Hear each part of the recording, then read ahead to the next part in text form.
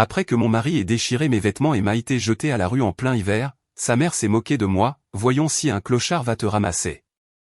J'ai passé un seul coup de fil, et 30 minutes plus tard, une flotte de voitures Rolls-Royce est arrivée. Après m'avoir forcé à signer des papiers de divorce sans rien à mon nom, ma belle-mère a pointé du doigt un tas d'ordures immondes dans le coin de la ruelle et m'a ri au nez avec mépris. C'est là que tu appartiens. Voyons si un mendiant te ramasse. Elle ne se doutait pas que seulement 30 minutes plus tard, la personne qui viendrait me chercher mettrait toute sa famille à genoux. Pour comprendre comment je me suis retrouvé dans une situation aussi misérable, chers auditeurs, nous devons remonter le temps d'1 heure seulement, dans un appartement luxueux que je croyais autrefois être mon foyer. Le son de la gifle de mon mari, Ethan, était brutal. Son écho cruel, plus effrayant que le vent qui hurlait derrière les fenêtres. Je suis tombé sur le carrelage froid, la tête me tournant et une oreille bourdonnant. Je ne pouvais pas croire que l'homme que j'avais aimé et dont j'avais pris soin de tout mon cœur pendant les 5 dernières années, l'homme qui me murmurait des mots doux à l'oreille chaque nuit, me regardait maintenant comme une bête féroce. Ses yeux étaient remplis de haine, de mépris et d'un plaisir cruel. Sors de ma maison tout de suite, espèce de femme inutile qui ne peut même pas me donner un enfant. Sa voix était un grognement sourd, chaque mot une lame poignardant mon cœur saignant.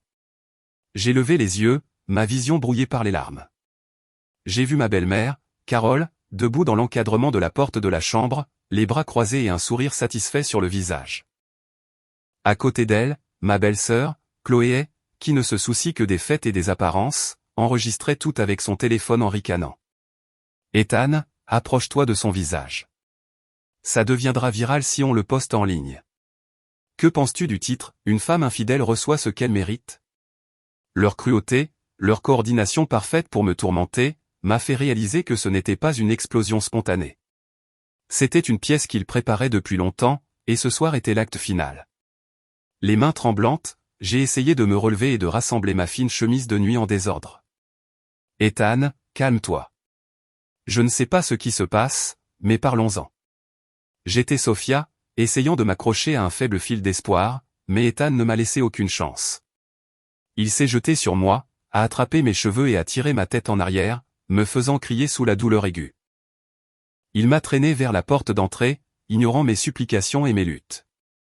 Parler ? Je n'ai plus rien à te dire. Tu m'es inutile maintenant. Inutile ?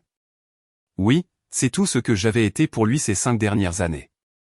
Un outil à utiliser et à exploiter. Une machine. Ouvre la porte, maman. A crié Ethan, et Carole s'est précipitée pour l'ouvrir en grand. La froide nuit d'hiver de New York, un vent glacial s'est immédiatement engouffré dans l'appartement, glaçant ma peau et me faisant trembler de la tête aux pieds. La petite ruelle à l'extérieur était vide. Seule la faible lumière jaune d'un lampadaire projetait les ombres des branches nues. Ethan, s'il te plaît, ne fais pas ça. Les voisins vont nous voir. J'ai supplié désespérément, mais ma peur semblait l'exciter encore plus. Il a ri cruellement. Les voisins, qu'ils voient qui tu es vraiment. Voyons si tu oseras faire face à quelqu'un après ce soir. Et puis il a fait quelque chose que je n'oublierai jamais. De toutes ses forces, il a arraché la chemise de nuit de mon corps. Le son du tissu qui se déchire était sec et définitif. En un instant, tout mon corps a été exposé à l'air glacial et au regard malveillant de sa famille. J'ai crié d'horreur et d'humiliation, essayant de me couvrir à la hâte avec mes bras. Mais il était trop tard. Chloé avait déjà levé son téléphone, et le son de l'obturateur de l'appareil photo cliquait encore et encore. « Waouh, tu es superbe, belle-sœur. Ça va casser Internet. » Son rire était clair, mais il m'a glacé le sang. Ethan m'a poussé violemment par la porte, et j'ai dévalé les marches froides en béton. Il a attrapé mon sac à main, en a vidé tous les vêtements et les a dispersés au milieu de la ruelle. « Dégage, et ne reviens jamais », a-t-il grogné. C'est alors que ma belle-mère s'est avancée. Elle ne m'a pas regardé, mais a pointé son doigt vers un tas d'ordures ménagères nauséabondes dans un coin de la ruelle et, se tournant vers moi, a dit chaque mot avec insistance, un sourire méprisant marquant chacune de ses rides. C'est là que tu appartiens. Voyons si un mendiant te ramasse. Après avoir dit cela, elle est rentrée avec son fils et a claqué la porte. Le bruit du pêne dormant se verrouillant a résonné froidement, coupant complètement tout lien avec l'endroit que j'appelais autrefois ma maison. J'étais assise là, nue, au milieu d'une ruelle inconnue, au cœur de l'hiver. Le vent hurlait, me glaçant jusqu'aux os, mais le froid dans mon cœur était bien pire. À un moment donné, les larmes ont cessé de couler, remplacées par un vide terrifiant. Je sentais que je n'étais plus humaine, mais quelque chose de pire que ce tas d'ordures. Les lumières de quelques fenêtres voisines se sont allumées puis éteintes. Ils avaient entendu, ils avaient vu, mais personne n'est sorti. Peut-être avaient-ils peur. Ou peut-être, comme la famille d'Ethan, appréciaient-ils ma souffrance. Je me suis blotti dans l'obscurité, sentant que j'allais mourir de froid et d'humiliation. Que devais-je faire maintenant? Où pouvais-je aller? Mon esprit était un abîme de ténèbres.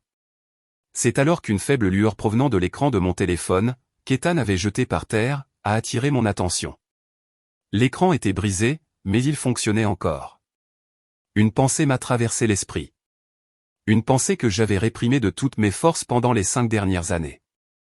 J'ai rampé, tremblante, et j'ai ramassé le téléphone. Mes doigts engourdis pouvaient à peine glisser sur l'écran. Je suis allé dans ma liste de contacts et j'ai cherché le seul numéro enregistré sous le nom de « Dernier recours ». C'était le numéro que mon grand-père m'avait forcé à mémoriser avant que je quitte la maison. Avec l'avertissement « N'appelle que lorsque tu n'as vraiment nulle part où aller ». Au cours des 5 dernières années, peu importe à quel point cela avait été dur et humiliant, je n'avais jamais osé appeler. Mais ce soir, je n'avais vraiment nulle part où aller. J'ai appuyé sur le bouton d'appel et j'ai porté le téléphone froid à mon oreille. Il a sonné 1 fois, 2 fois, et mon cœur battait la chamade. Puis une voix familière, basse, chaude et pourtant étrange, est venue de l'autre côté. Une voix que je n'avais pas entendue depuis 5 ans. « Allô, monsieur Albright. » Ma voix s'est brisée. Et après avoir dit ces 2 mots, je n'ai pas pu continuer et j'ai éclaté en sanglots. « Mademoiselle Sterling, c'est vous, mademoiselle? Où êtes-vous? » La voix de monsieur Albright à l'autre bout du fil était remplie de panique et d'inquiétude.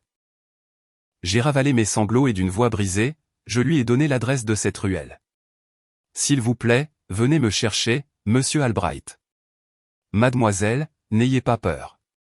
J'arrive immédiatement. »« Tenez bon encore un peu. » Monsieur Albright a dit cela et a raccroché. J'ai laissé tomber le téléphone, sentant toute force quitter mon corps. Je l'avais fait. J'avais passé l'appel, rompu ma propre promesse et demandé de l'aide à la famille que j'avais abandonnée. Mais je n'avais pas d'autre choix. J'ai reposé ma tête sur mes genoux et j'ai attendu. Chaque seconde, chaque minute semblait une éternité. Le vent est devenu plus froid et j'ai lentement commencé à perdre la sensation dans mon corps. Je sentais que je ne pouvais plus tenir. C'est alors qu'un faisceau de lumière éblouissant a percé l'obscurité depuis le bout de la ruelle. Il a été suivi par le rugissement grave et majestueux d'un moteur. Un son complètement déplacé dans ce quartier modeste. 1, 2 et 3.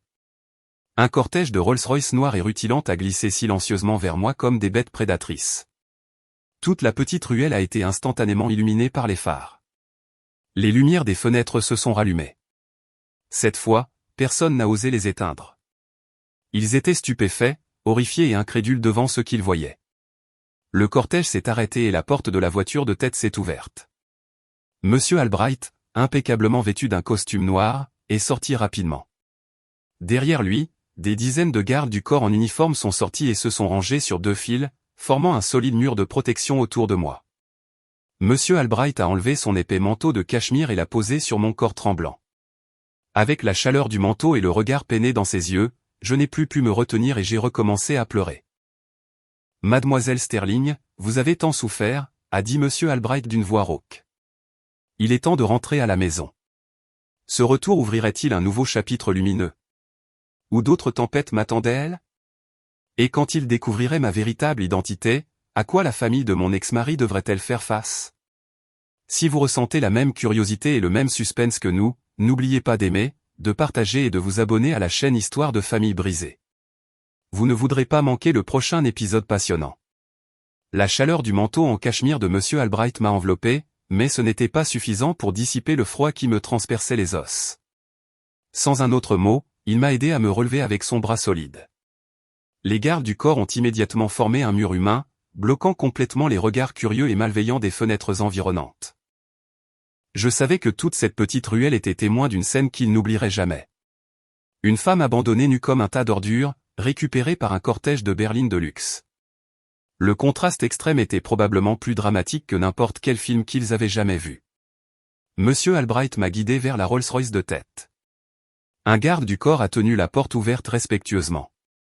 Il m'a aidé à m'installer soigneusement sur le siège arrière, puis a fait le tour de la voiture pour s'asseoir à côté de moi. Quand la porte s'est fermée, un silence absolu et une chaleur m'ont enveloppé, m'isolant complètement du monde extérieur. Le chauffage de la voiture a lentement répandu la chaleur, dégelant mes doigts et mes orteils. Je me suis blotti dans le manteau surdimensionné, regardant par la fenêtre. Les néons de la ville passaient comme des traînées de peinture dans la nuit. La voiture se déplaçait silencieusement et en douceur, retraçant le chemin que j'avais parcouru dans l'humiliation quelques dizaines de minutes plus tôt. La sensation était étrange. Je n'étais plus une victime pathétique. J'étais protégé en route vers un endroit sûr, mais la sécurité physique ne pouvait pas calmer la tempête qui faisait rage dans mon âme. L'image d'Ethan déchirant mes vêtements, le doigt de Carole pointant le tas d'ordures, le sourire méprisant de Chloé, tout cela se rejouait dans mon esprit comme un film d'horreur. Qu'est-ce que j'ai fait de mal ? Je me le suis demandé 1000 fois. Pendant les 5 dernières années, j'avais renoncé à mon identité de fille de famille milliardaire.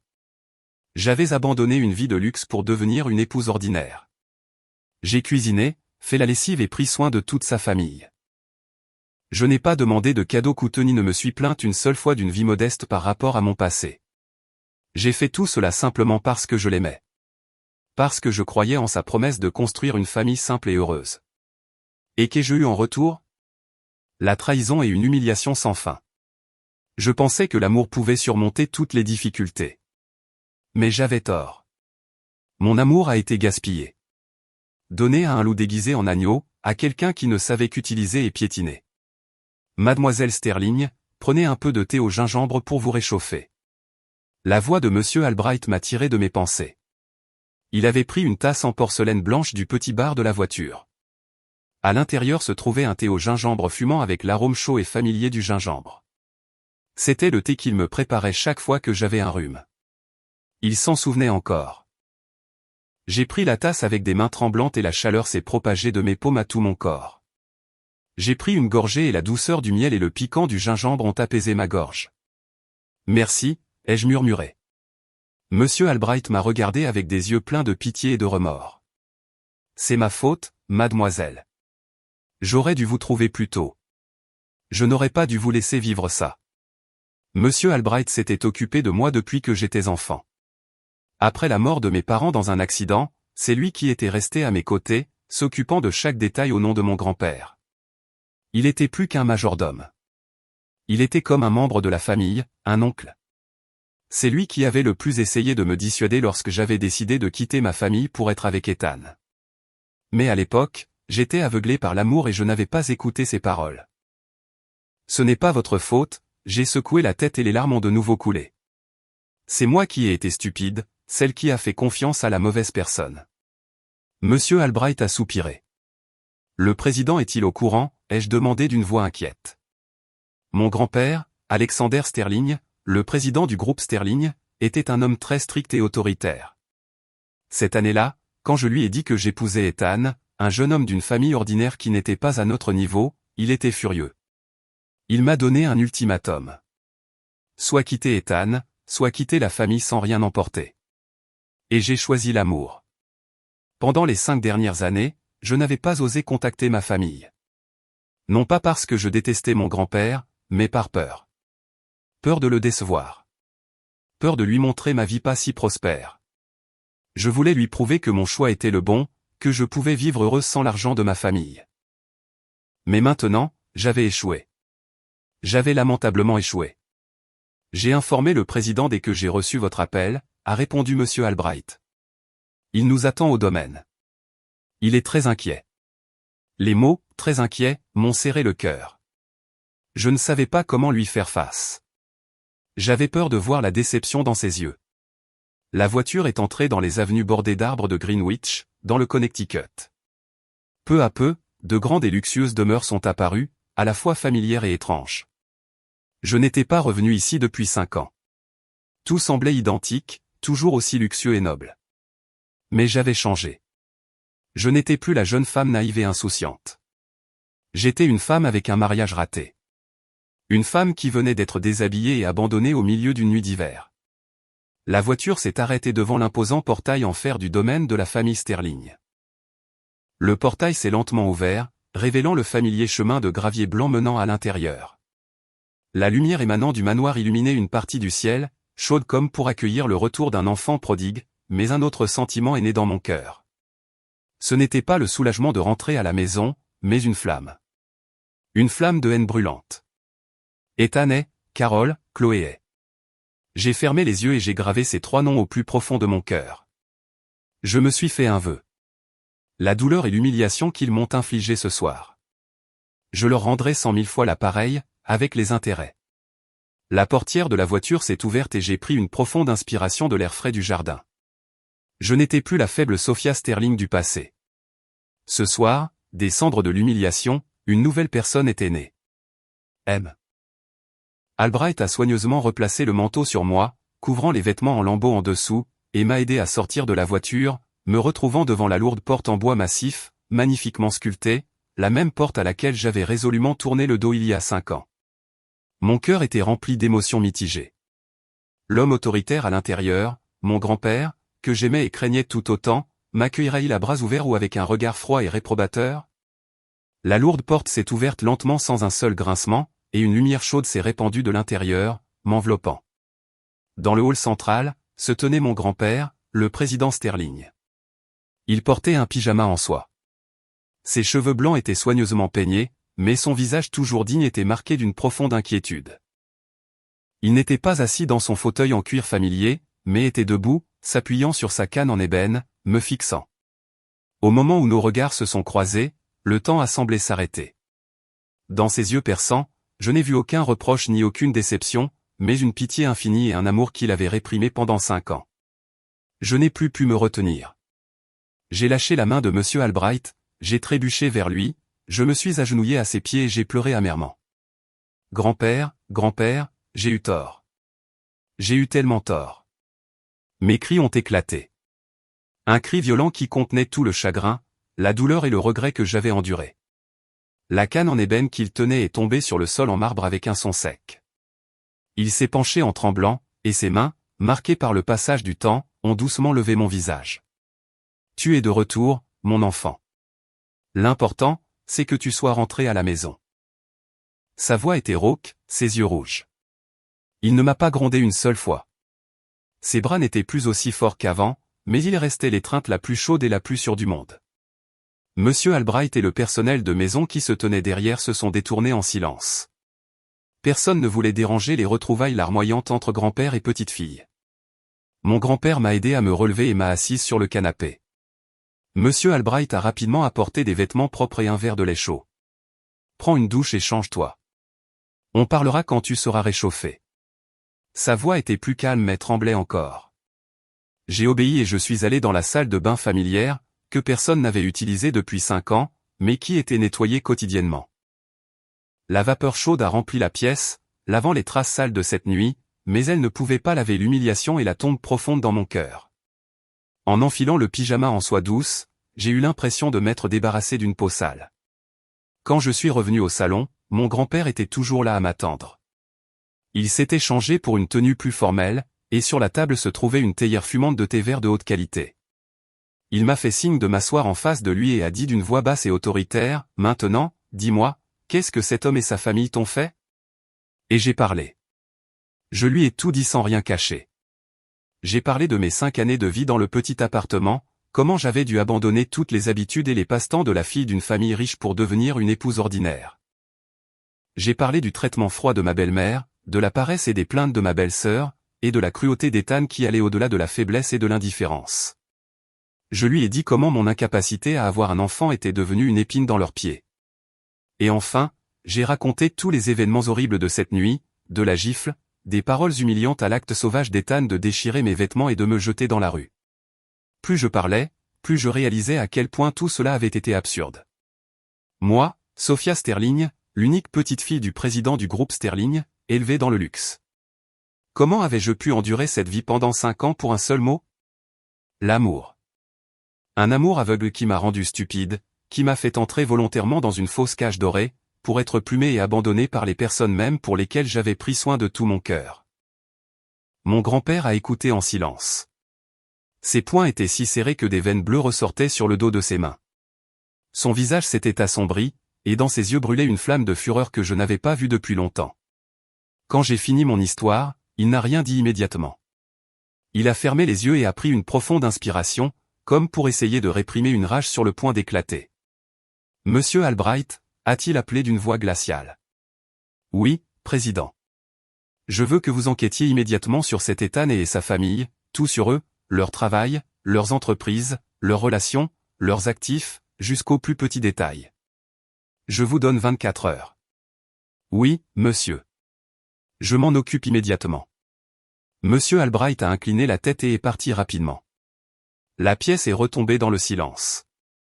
Mon grand-père a ouvert les yeux et m'a regardé. Son regard s'était un peu adouci. « Sophia, me gardes-tu toujours rancune d'avoir été si stricte avec toi cette année-là » J'ai secoué la tête et les larmes ont de nouveau coulé. « Non, maintenant je comprends. Tout était de ma faute. Je n'ai pas écouté tes conseils. J'étais aveuglé par l'amour. L'amour n'est pas un péché, mon enfant, a-t-il soupiré. Le problème, c'est que tu l'as donné à un homme qui ne le méritait pas. Mais bon, c'est de l'histoire ancienne. Considère cela comme des frais de scolarité très chers que tu as payés. L'important, c'est que tu sois de retour. À partir de maintenant, personne ne pourra te faire de mal. Je te le promets. » Sa promesse était comme un rocher de 1000 tonnes qui a apaisé mon cœur. Je savais que la vraie tempête était sur le point de commencer. Mais cette fois, je n'étais plus seul. J'avais mon grand-père, et derrière moi, le puissant empire du groupe Sterling. Cette nuit-là, j'ai dormi dans mon ancienne chambre. Elle avait été conservée telle que je l'avais laissée.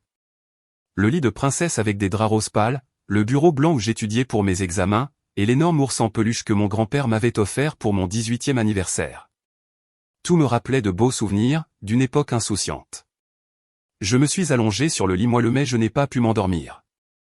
Les souvenirs des 5 dernières années se mêlaient à ceux de ma vie dans ce manoir.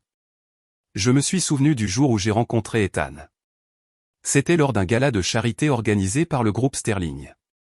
Il était un jeune employé d'une entreprise partenaire, beau, intelligent et avec un sens de l'humour charmant. Il était complètement différent des riches héritiers que je connaissais.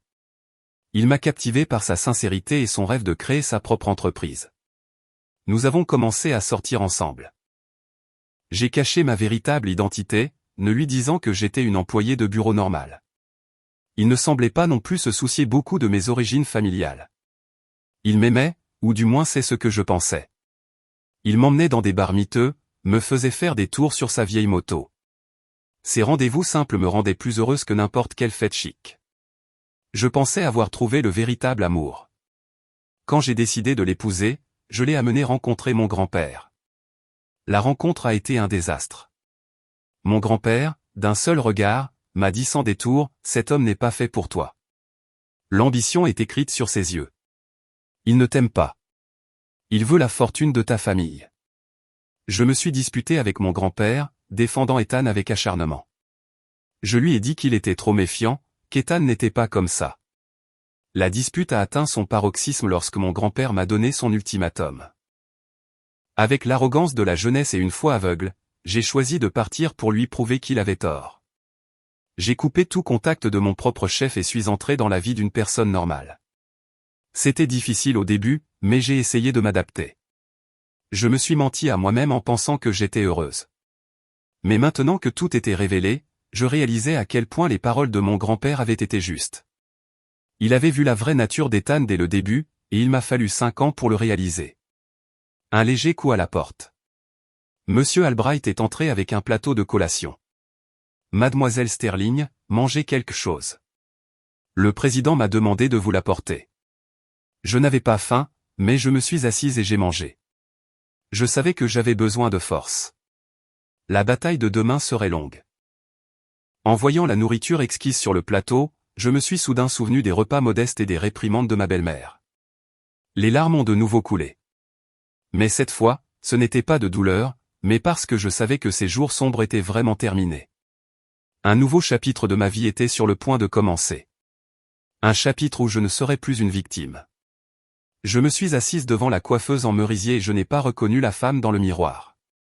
Mes longs cheveux, que je portais toujours en un simple chignon, avaient été transformés par les meilleurs coiffeurs du pays en une crinière de vagues volumineuses teintes d'un luxueux châtain.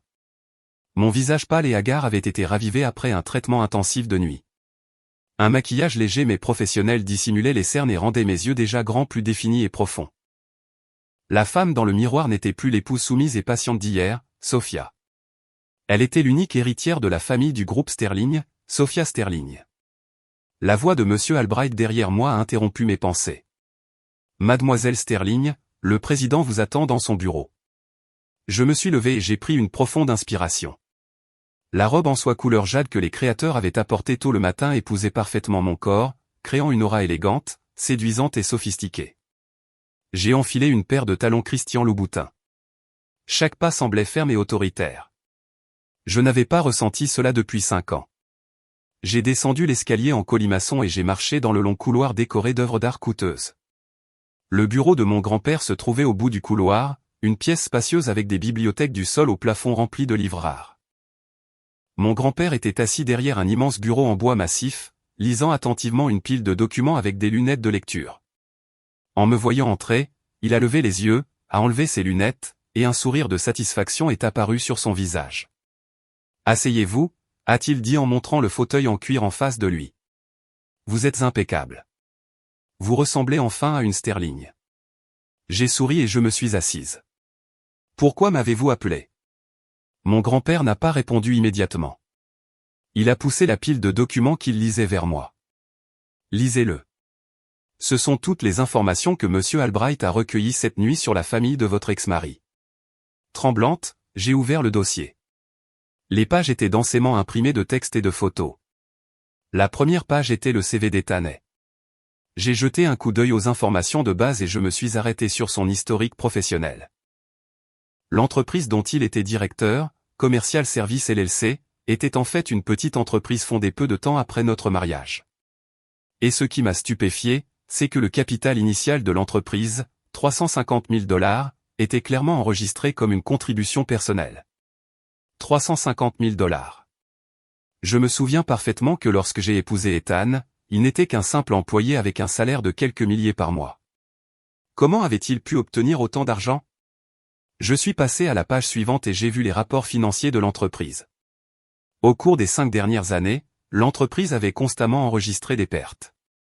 Les flux de trésorerie étaient négatifs et les dettes envers les banques et les fournisseurs ne cessaient d'augmenter. Son entreprise était essentiellement une coquille vide au bord de la faillite.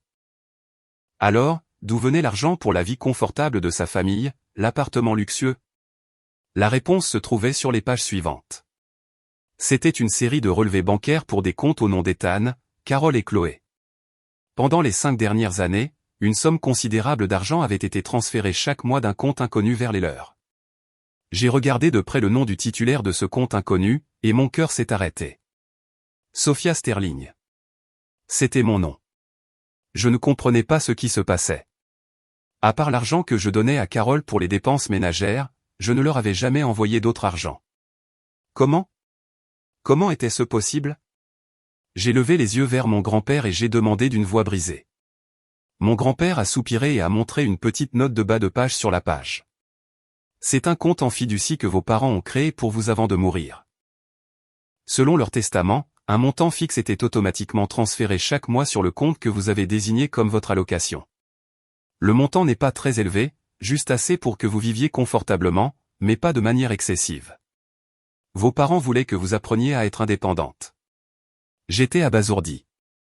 Donc, pendant les 5 dernières années, j'avais vécu de l'argent que mes parents m'avaient laissé sans même le savoir. C'est exact, a hoché la tête mon grand-père. Et cet homme le savait depuis le début. Il a demandé les détails de votre compte pour recevoir l'argent puis vous a menti, en disant que c'était son salaire durement gagné pour subvenir aux besoins de la famille. Tout s'est éclairci dans ma tête. L'image d'un entrepreneur prospère et d'un pilier de la famille qu'Ethan avait si soigneusement construite n'était qu'une fraude élaborée. Il subvenait à mes besoins et à ceux de sa famille avec mon propre argent tout en jouant le rôle d'un mari capable et généreux. Son hypocrisie, sa ruse, n'avaient aucune limite. J'ai tourné les pages suivantes du dossier. Ma colère grandissait. L'appartement dans lequel il vivait, bien qu'acheté au nom d'Ethan, avait été payé en totalité par l'intermédiaire d'une société écran. Et en traçant cette société, on a découvert qu'elle était liée à un féroce rival du groupe Sterling. Ils ne vous ont pas seulement trompé avec votre argent, a dit mon grand-père d'une voix dure, cet Ethan et vous a approché intentionnellement. Il est très probable que derrière lui se cache une conspiration plus vaste contre notre groupe. J'ai refermé le dossier, les mains et les pieds froids. Je pensais que ma tragédie n'était qu'une histoire d'amour raté, un mariage malheureux. Mais non, c'était beaucoup plus complexe et plus sombre que je ne l'avais imaginé. J'avais été un pion sur un immense échiquier dont j'ignorais tout. Comprends-tu maintenant pourquoi je t'ai dit que tu devais être forte? Mon grand-père m'a regardé avec un mélange de colère et de pitié. Ce n'est plus ton problème personnel. C'est une guerre pour toute la famille du groupe Sterling, et toi, en tant qu'unique héritière, tu dois non seulement chercher justice pour toi-même mais aussi te lever pour protéger l'héritage de toute la famille. J'ai regardé dans ses yeux déterminés. La peur et la confusion initiale se sont progressivement estompées, remplacées par une détermination d'acier. Mon grand-père avait raison. Je ne pouvais pas rester une victime pour toujours. Je devais devenir une guerrière. Que dois-je faire maintenant? Ma voix était calme et claire. Mon grand-père a souri avec confiance. D'abord, tu as besoin d'une identité. Une identité avec suffisamment de poids pour les faire trembler de peur. Il a pris l'interphone. Monsieur Albright, faites venir l'avocat de l'entreprise, Monsieur Torres, et l'équipe des relations publiques du groupe, ici. Quelques minutes plus tard, un groupe de personnes en costume est entré dans la pièce, dirigé par Monsieur Torres, le chef du service juridique du groupe. Un homme d'âge moyen avec un front large et un regard pénétrant. Mon grand-père a donné un ordre d'une voix qui ne souffrait aucune contestation.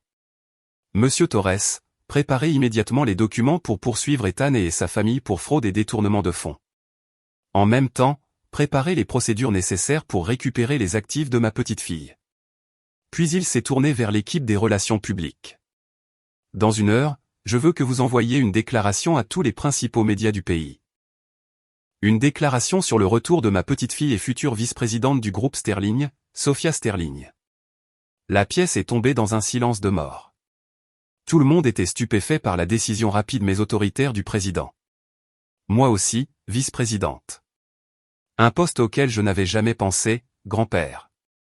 J'ai essayé de dire quelque chose, mais il m'a arrêté d'un geste de la main. Pas de mais. Ce poste a toujours été le tien. Il est temps que tu réclames ce qui t'appartient. Il m'a regardé, et son regard était à la fois un ordre et une attente. Prépare-toi, mon enfant. La tempête est sur le point d'éclater et tu seras au centre de celle-ci. J'ai pris une profonde inspiration et j'ai hoché la tête fermement. Oui, j'étais prête dans ce jeu. Je n'allais pas simplement participer. J'allais fixer les règles. La tempête médiatique que mon grand-père a déclenchée est arrivée plus vite et plus fort que je n'aurais pu l'imaginer. Comme il l'avait ordonné, en 1 heure seulement, le titre « L'héritière du groupe Sterling revient après 5 ans », prête à assumer le rôle de vice-présidente, était en première page de tous les grands journaux en ligne. L'article était accompagné d'un portrait de moi pris par un professionnel ce matin-là, où j'avais l'air belle, élégante et charismatique. Le téléphone de Monsieur Albright n'arrêtait pas de sonner. Partenaires, investisseurs, médias, tout le monde était en émoi face à cette nouvelle choquante. De l'autre côté de la ville, dans leur appartement, je pouvais imaginer les visages d'Ethan et de sa famille. Ils seraient sûrement sans voix, incapables de croire ce qu'ils voyaient. La femme qu'ils venaient d'humilier et de jeter dehors sans pitié. La personne qu'ils pensaient être un agneau sans défense s'était soudainement transformée en un phénix, une figure qui commandait l'attention de tout le monde des affaires. Leur jubilation de la nuit dernière se serait maintenant transformée en une peur abjecte. Mais ce n'était que le début. Ma transformation ne se limitait pas à mon identité et à mes vêtements. Mon grand-père voulait que je me transforme complètement, à l'intérieur comme à l'extérieur. Il a dit, une reine ne doit pas seulement porter une couronne, elle doit aussi avoir de la sagesse et du courage. Le lendemain matin, une équipe des meilleurs tuteurs privés a été convoquée au domaine. L'un enseignait la macroéconomie et la gestion d'entreprise, un autre le droit des affaires et les affaires juridiques, un autre les techniques de négociation et la communication, et il y avait même un entraîneur personnel pour les arts martiaux et la condition physique. Mon emploi du temps était chargé de l'aube jusqu'à tard dans la nuit. Je me suis plongé dans mes études comme une éponge sèche, essayant d'absorber toutes les connaissances que j'avais manquées au cours des 5 dernières années. Concepts financiers, lois complexes, stratégies de gestion. Au début, ils m'ont submergé. Mais comme si l'ADN des affaires de la famille Sterling s'était réveillé, j'ai appris très vite. Mes compétences analytiques et ma pensée logique ont surpris mes tuteurs. Le soir, après les cours, je m'asseyais avec mon grand-père dans son bureau. Il ne m'enseignait pas de théorie vide. Il m'enseignait à travers toute une vie d'expérience pratique, à travers le jeu des affaires. Il analysait les forces et les faiblesses de chaque concurrent, de chaque partenaire. Il m'a appris à lire dans les pensées des gens, à utiliser le pouvoir à bon escient. Le pouvoir ne réside pas dans le nombre de personnes que tu peux commander, a-t-il dit. Il réside dans le nombre de personnes que tu peux faire respecter et suivre volontairement. Ces enseignements étaient plus précieux que n'importe quel livre. Ce n'était pas seulement des connaissances, mais une philosophie de vie, le courage d'un leader. Parallèlement à mes études, j'ai commencé mon entraînement physique. Chaque matin, je suivais un entraînement rigoureux avec un ancien membre des forces spéciales, de la course à pied et de la musculation au combat au corps à corps. La sueur coulait sur mes joues. Mon corps me faisait mal, mais je ne me suis pas plaint une seule fois. Je savais que j'avais besoin d'un corps sain et d'une volonté d'acier pour affronter la tempête à venir. En une semaine seulement, j'avais changé. Étonnamment, j'avais perdu un peu de poids, mais mon corps était plus tonique et plein d'énergie. Mon regard n'était plus celui de la tristesse ou de la peur, mais déterminé et pénétrant.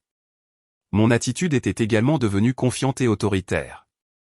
Même M. Albright a commenté, « Mademoiselle Sterling, vous avez maintenant plus de prestance que le président à son apogée. » La transformation était presque complète. J'avais l'identité, les connaissances, la volonté et un empire puissant derrière moi. J'étais prête à faire le premier pas dans mon jeu d'échecs de la vengeance. Un matin, après m'être mise au courant de la situation de l'entreprise grâce au rapport, j'ai décidé de visiter l'endroit que j'appelais autrefois ma maison. Sans préavis, j'ai choisi une voiture de sport blanche de la collection de mon grand-père. Je portais un tailleur pantalon Chanel blanc, des lunettes de soleil, et mes cheveux en vagues légères tombaient sur mes épaules. Lorsque ma voiture de sport de luxe s'est arrêtée devant l'ancien immeuble, plusieurs personnes se sont retournées pour regarder. Je suis sorti de la voiture, j'ai enlevé mes lunettes de soleil et je suis entré dans le hall la tête haute. Le vieux portier de la réception, le même qui m'avait regardé avec mépris d'innombrables fois, s'est maintenant levé précipitamment et m'a salué d'une révérence maladroite. Je n'ai rien dit, j'ai juste hoché légèrement la tête et je suis allé directement à l'ascenseur. Je pouvais sentir les regards curieux et les chuchotements derrière moi. Ils se demandaient sûrement qui était cette femme élégante et pourquoi elle leur semblait si familière. Quand j'ai sonné à la porte de l'appartement, il a fallu un certain temps pour que la porte s'entr'ouvre. Carole a jeté un coup d'œil et en me voyant, s'est figée. L'expression sur son visage est passée de la surprise et de la peur à une colère incontrôlable. « Toi! Qu'est-ce que tu fais ici ?» a-t-elle balbutié. J'ai esquissé un sourire sociable mais froid.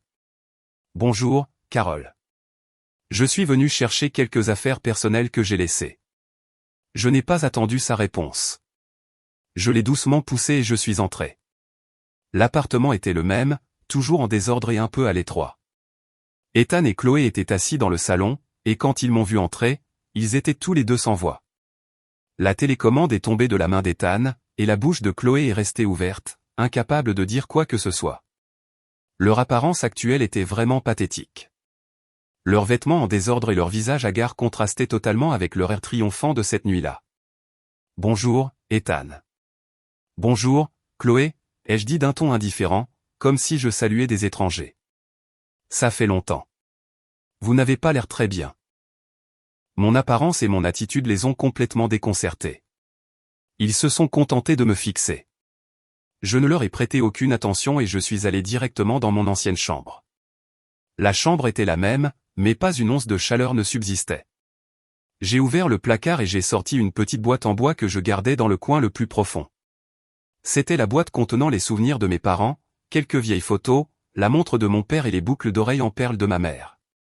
C'était la seule chose que j'avais besoin de récupérer de cet endroit.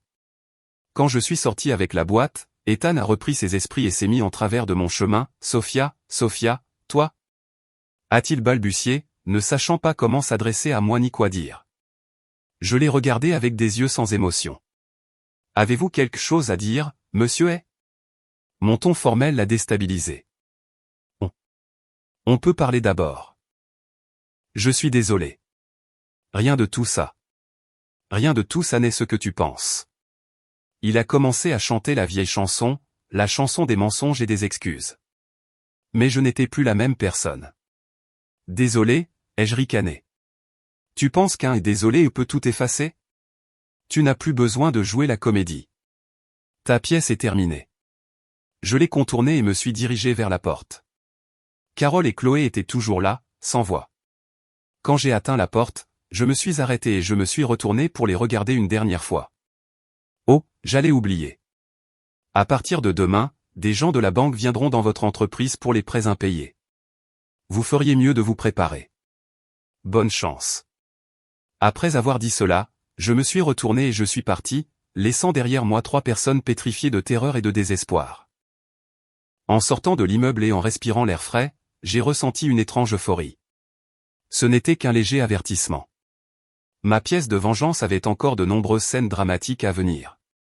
En route vers le domaine, j'ai reçu un appel de Monsieur Albright. Mademoiselle Sterling, nos hommes rapportent que peu après votre départ, une énorme dispute a éclaté dans cette maison. J'ai souri faiblement. Parfait. Laissez-les s'entre-déchirer, Monsieur Albright. La guerre psychologique commençait à faire effet. Et maintenant, il était temps de lancer une véritable attaque. Une attaque économique. Une attaque qui détruirait complètement l'empire de papier d'Ethan. Ma transformation et mon retour imposant n'étaient que le coup d'envoi. Un coup psychologique qui a plongé la famille d'Ethan dans le chaos. Mais pour les détruire vraiment, j'avais besoin d'actions concrètes. Une frappe fatale sur la fondation économique déjà pourrie d'Ethan. En rentrant au domaine, sans prendre de pause, je suis allé directement au bureau. Mon grand-père et Monsieur Torres m'attendaient déjà. L'atmosphère dans la pièce était très sérieuse. Un grand écran détaillait la structure de l'entreprise d'Ethan et le réseau d'entreprises liées. Selon notre enquête, a commencé Monsieur Torres en montrant les chiffres à l'écran, l'entreprise de Hay a des dettes de près de 14 millions de dollars envers 3 banques différentes, et elles sont toutes sur le point d'arriver à échéance. Il a hypothéqué l'appartement dans lequel il vit actuellement comme garantie pour l'un des prêts. J'ai froncé les sourcils. Donc, cette maison n'est pas sûre non plus. Si Ethan ne peut pas rembourser la dette, la banque la saisira. Ce n'est pas tout, a poursuivi mon grand-père de sa voix grave et expérimentée. Les récents contrats d'Ethan sont pour la plupart petits avec un profit minime. Sa principale source de revenus provient de 2 grands contrats avec 2 de nos filiales. Ce sont des contrats qu'il a obtenus grâce à sa relation avec vous. J'ai soudain compris. Malgré sa façade d'homme qui s'est fait tout seul, Ethan avait utilisé la réputation de la famille Sterling pour en tirer profit dans mon dos. Donc, la première étape est claire, ai-je dit d'une voix froide et déterminée. Monsieur Torres, travaillez avec l'équipe juridique pour trouver la moindre violation dans ces 2 contrats. Un homme d'affaires malhonnête comme lui est sûr d'avoir des failles. Nous résilierons les contrats unilatéralement. Monsieur Torres a hoché la tête. Compris. Ce ne sera pas difficile. En suivant la procédure, nous pouvons également réclamer une indemnisation pour rupture de contrat. Pas nécessaire, ai-je interrompu. Notre objectif n'est pas l'argent. C'est de lui couper les vivres. Faites tout selon la loi pour qu'il ne puisse pas dire un mot. Mon grand-père m'a regardé avec satisfaction. Bien. L'attaque doit être décisive, mais ce n'est pas suffisant. Nous devons créer une plus grande pression.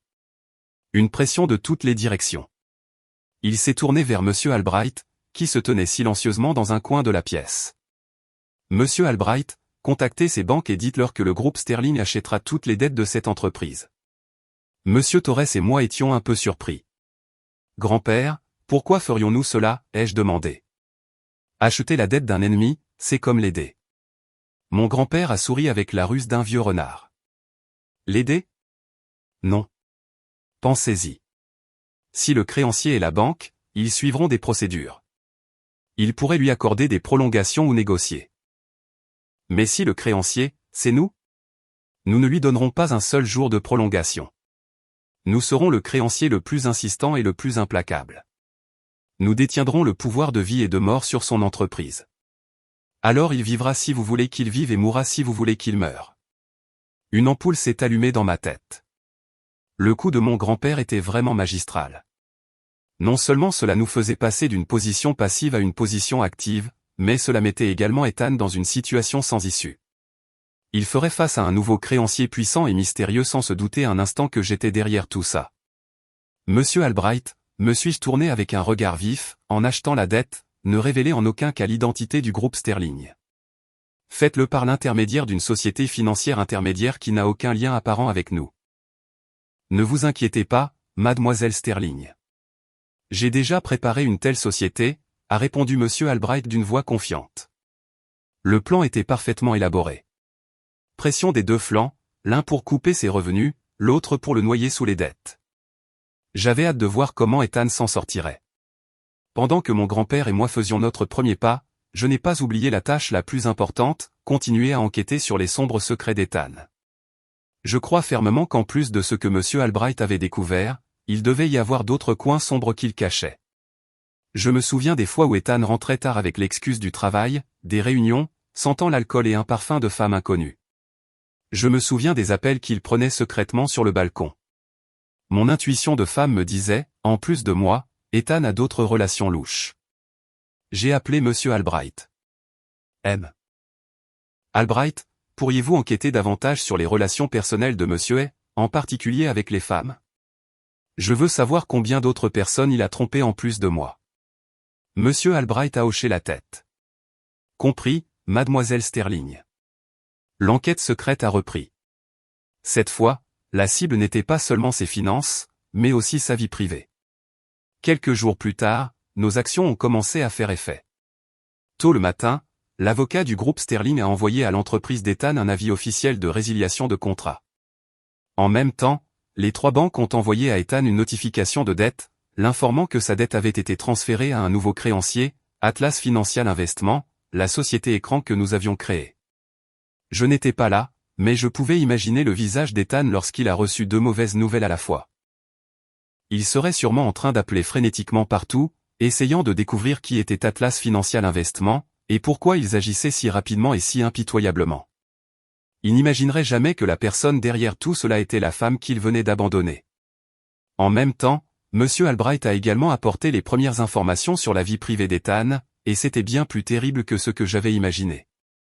Mademoiselle Sterling, a dit monsieur Albright en plaçant une pile de photos sur la table. Elle n'avait pas qu'une seule maîtresse. Selon notre surveillance au cours des dernières 72 heures, il a été impliqué avec au moins 3 autres femmes. J'ai pris les photos avec des mains tremblantes de colère.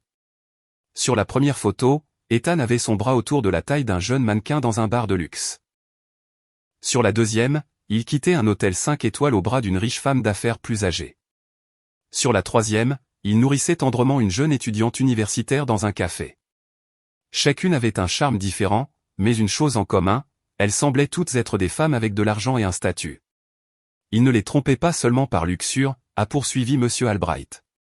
Il les voyait comme des outils à utiliser. Le mannequin l'a aidé à accéder au monde du spectacle. Cette femme d'affaires est la présidente d'une grande entreprise de construction et pourrait lui obtenir des contrats lucratifs. Et cette étudiante universitaire, son père, est un haut fonctionnaire influent. J'ai posé les photos, nauséeuses. Cet homme n'avait pas de cœur. Il n'avait que des calculs et une cupidité sans fin. Il avait transformé sa vie en un échiquier, et chaque femme qui s'approchait de lui, y compris moi, n'était qu'un pion qu'il utilisait et jetait quand elle n'était plus utile. Ce fait m'a plus blessé que sa trahison. Il a montré sa nature pourrie et malade. Continuez d'enquêter, monsieur Albright, ai-je dit d'une voix glaciale. Je veux tout savoir sur ces femmes. Je veux savoir comment il les a escroquées. Peut-être qu'il est temps que des victimes comme moi s'unissent. Un nouveau plan plus audacieux a commencé à se former dans mon esprit. Je n'allais pas seulement détruire Ethan, mais j'allais aussi le démasquer devant tous ceux qui l'avaient trompé et continuer de tromper. J'allais ne lui laisser nulle part où se cacher. Le piège était tendu et la proie commençait à paniquer. Mais ces femmes seraient-elles prêtes à coopérer avec moi? Ou croiraient-elles aussi aveuglément en cet homme rusé comme je l'avais fait autrefois? Cette bataille semblait beaucoup plus compliquée que je ne le pensais. Pendant que la tempête que j'ai créée se formait lentement sur Ethan, de l'autre côté de la ville, dans l'appartement exigu, sa famille se livrait à une brève joie fantastique. Ils n'avaient aucune idée de ce qui allait arriver. Pour eux, me chasser était une grande victoire. Il s'était débarrassé de la belle-fille qui ne pouvait pas avoir d'enfant, et plus important encore, il pensait qu'ils allaient bientôt atteindre une vie de richesse. Dès que je suis parti, Carole s'est précipitée pour appeler un parent éloigné qui était agent immobilier. « J'ai besoin que vous vendiez cet appartement rapidement », a-t-elle dit au téléphone, sa voix incapable de cacher son excitation. « Le prix n'a pas d'importance. Faites-le vite. Oh, et vous pouvez régler tous les papiers avec mon fils, Ethan. Cette maison est entièrement à lui. » Elle croyait avoir le droit de disposer de ma propriété, une propriété à laquelle elle n'avait légalement aucun droit. Chloé était encore pire. Elle a immédiatement emménagé dans ma chambre, s'appropriant le lit, la coiffeuse et les choses que je n'avais pas emportées avec moi. Elle a pris des selfies et les a publiés sur les réseaux sociaux avec une légende suggestive, « J'ai enfin ma propre chambre. Adieu à ce qui n'était pas à moi. » Elle s'est même vantée auprès de ses amis des vêtements et des sacs que j'avais laissés, qui ne lui allaient même pas. Ethan, bien qu'initialement surpris par mon apparition à la maison, a rapidement retrouvé sa confiance. Il croyait que j'étais juste en colère, que je faisais bonne figure après avoir été abandonné. Il ne pouvait pas imaginer que je détenais tous ses secrets entre mes mains et que je préparais une contre-attaque brutale. Il a dit à sa mère et à sa sœur, « Maman, Chloé, ne vous inquiétez pas, Sophia est gentille et faible. Elle aboie mais ne mord pas. Je la laisserai se calmer quelques jours chez son grand-père, puis j'irai la chercher. D'ici là, elle n'aura pas d'autre choix que de m'obéir. » Il était toujours confiant dans ses talents d'acteur et de manipulation. Il croyait que quelques mots doux, quelques larmes de crocodile feraient fondre mon cœur. Ils ont commencé à planifier leur avenir. Avec l'argent de la vente de l'appartement, ils paieraient les dettes de l'entreprise d'Ethan, et avec le reste, ils achèteraient une villa dans un quartier riche. Carole rêvait d'aller au spa tous les jours et de faire des virées shopping de luxe. Chloé prévoyait un mariage somptueux avec son nouveau petit ami riche. Ils ont pas un bel avenir, une vie de haute société, mais ils ne savaient pas que les fondations de ce rêve étaient construites sur des mensonges et s'effondreraient bientôt.